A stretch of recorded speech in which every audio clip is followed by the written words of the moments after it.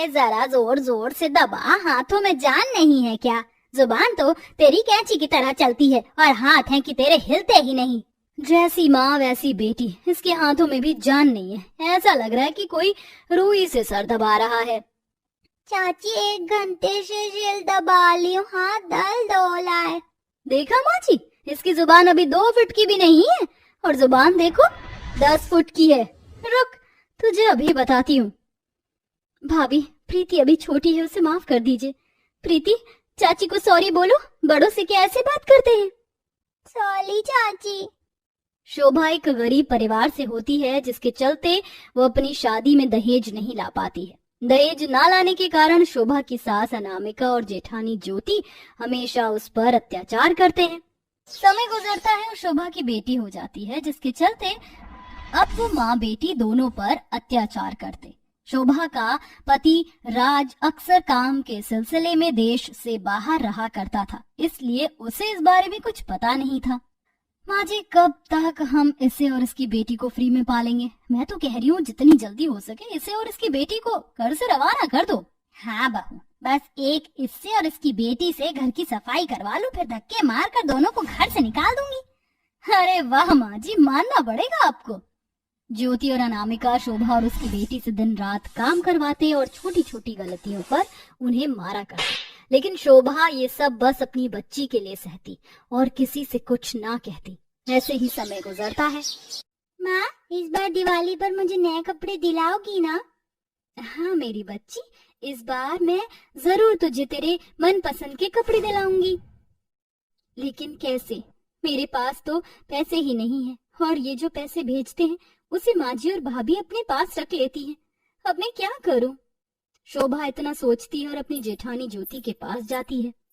मेरा बेटा तो इन नए कपड़ों में किसी हीरो से कम नहीं लग रहा है। बबलू बेटा, आपको आपके दिवाली के कपड़े पसंद आए ना? हाँ माँ, बहुत अच्छे हैं। भाभी, तू यहाँ क्या कर रही है?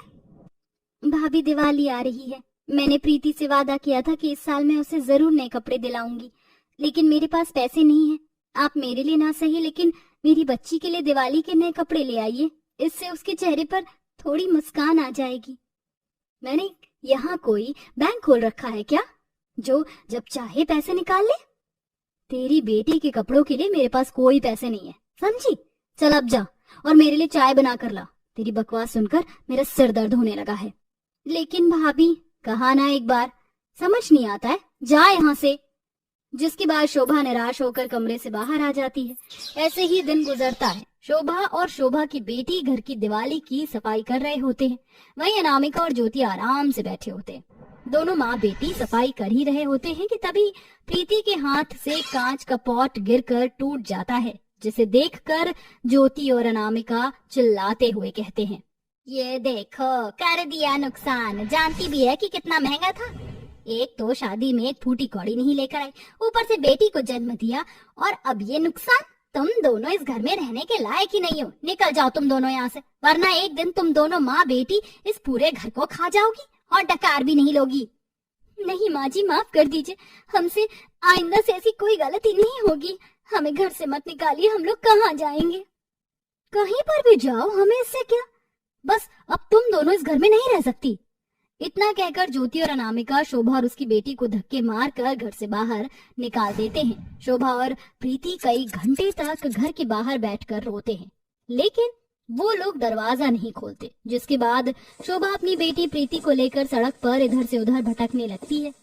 कई घंटे भटकने के बाद शोभा को एक छोटी सी झोपड़ी दिखाई देती है, जिसके अंदर वो अपनी बेटी को लेकर चली जाती है। माँ, अब हम कहाँ जाएंगे? हमारा तो ही नहीं है। नहीं बेटा, ऐसे नहीं बोलते, पापा है ना, जब पापा वापस आएंगे तो देखना, वो हम दोनों को यहाँ से ले जाएंगे। जब तक मैं तुम्हारा ख्याल रखूंगी। तुम यहाँ बैठो, मैं बाहर जाकर कुछ काम ढूंढने की कोशिश करती हूँ। शोभा कई जगहों पर जाकर काम ढूंढने की कोशिश करती है, लेकिन शोभा को कहीं पर भी काम नहीं मिलता। ऐसे ही कई घंटे बीत जाते हैं।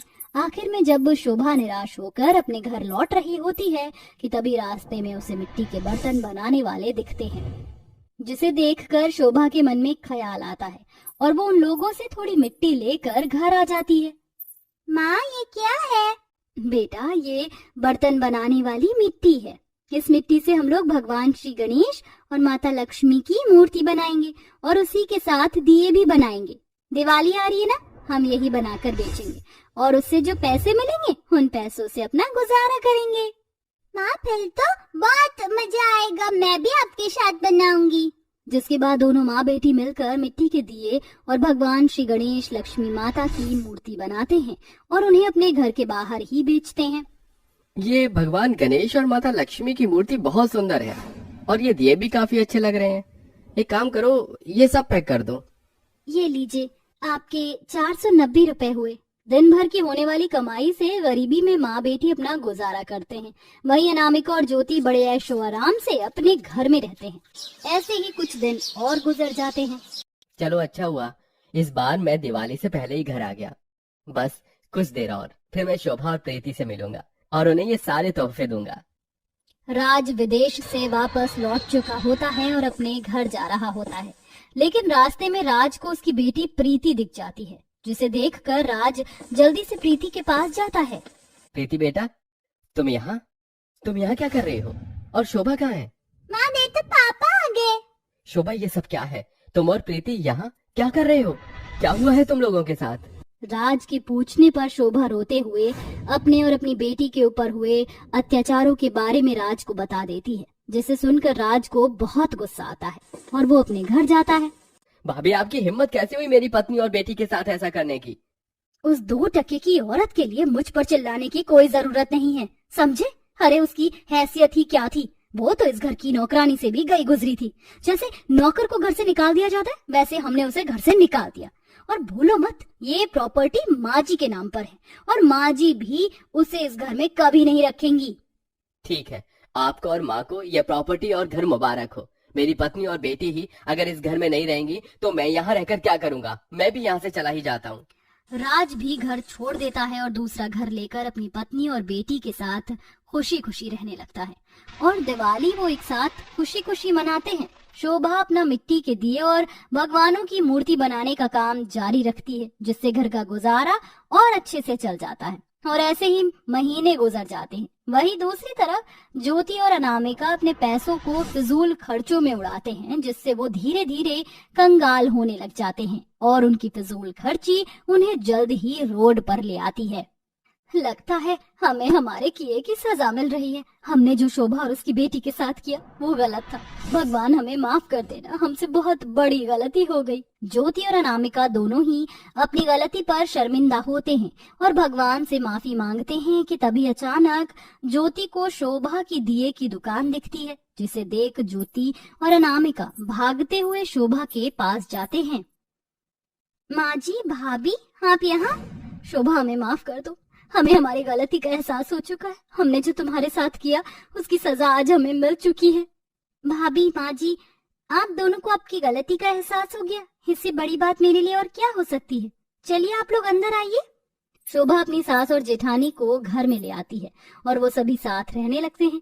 धीरे धीरे राज और शोभा की वजह से उनका बिजनेस बढ़ता है और अब वो पहले की तरह अपने महल जैसे घर में रहने लगते हैं। ज्योति और अनामिका भी पूरी तरह से सुधर जाते हैं, जिससे पूरा परिवार मिलजुल कर खुशी खुशी रहने लगता है।